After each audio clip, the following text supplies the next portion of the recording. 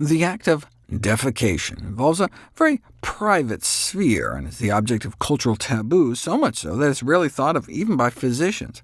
But it should be. Constipation accounts for 3 million annual visits to doctors in the United States and 800,000 emergency room visits. Depending on how you define it, up to 80% of the population may be suffering. Even people who don't think they're constipated may very well be clinically constipated. A quarter of their so-called healthy subjects reported experiencing incomplete emptying, and approximately half indicated increased straining. In fact, more than half had found blood on their toilet paper within the past year. In severe cases, the blood pressure spike associated with straining at stool can even trigger a heart attack or stroke. There are drugs for it, there are always drugs, resulting in side effects like headache, nausea, diarrhea, and abdominal pain, leaving most patients unsatisfied. So why not instead just try to treat the cause? Common causes of chronic constipation include lack of adequate whole plant foods or insufficient water intake, so making changes in the patient's diet and lifestyle is the preferred method for relieving constipation. Such non-pharmacological clinical effective interventions include engaging in physical activity for about 30 minutes a day.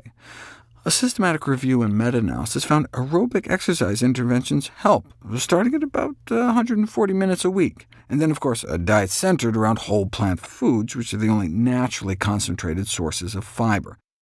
Any plants in particular?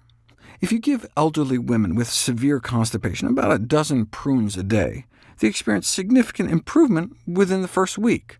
The control group in the study wasn't told to do anything, though, and anytime you have one group doing something and the other doing nothing, you can't discount the placebo effect. And the placebo response for constipation trials can range up to 44%, meaning up to nearly half of the people given a sugar pill claim to experience an improvement. So that's why we need studies like this.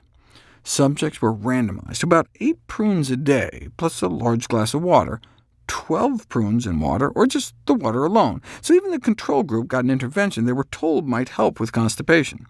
Previous studies mostly assigned 10 prunes or so a day, so the researchers wanted to see if more was better or less was sufficient. And they found a significant improvement in stool bulk on the prunes, and a significant increase in bowel movement frequency, though no real difference between 8 and 12, so 8 a day seems sufficient. Prunes even appear superior to psyllium, sold as Metamucil, beating it out in terms of improved stool frequency and consistency.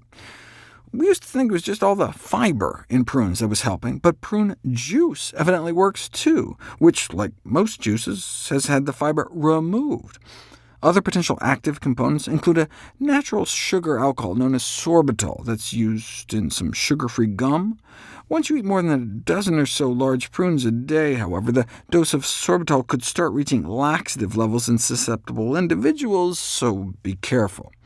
If you don't have constipation, should you avoid prunes? That's been put to the test, and most people should be able to eat a dozen or so a day without any issues.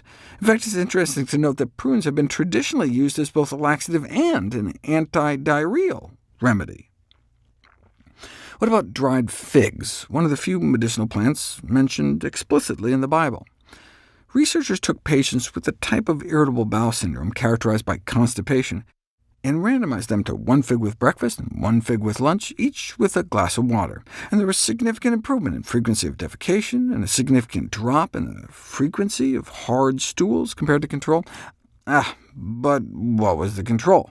The control group was just asked to continue their normal diet. In other words, to do nothing special. The placebo response for irritable bowel is infamous.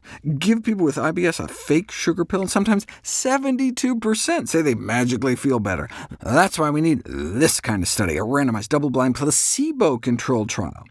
Researchers made a gross-sounding fig paste placebo that supposedly had the same taste, smell, and appearance as the real deal. Those who got the real figs, about 6 a day, seemed to improve colon transit time, stool consistency, and abdominal discomfort compared to the placebo. Researchers measured transit time by having people swallow little beads that would show up on X-rays so they could track the progress through the digestive system. They found that those eating the real figs sped up their gut movement by a full 24 hours.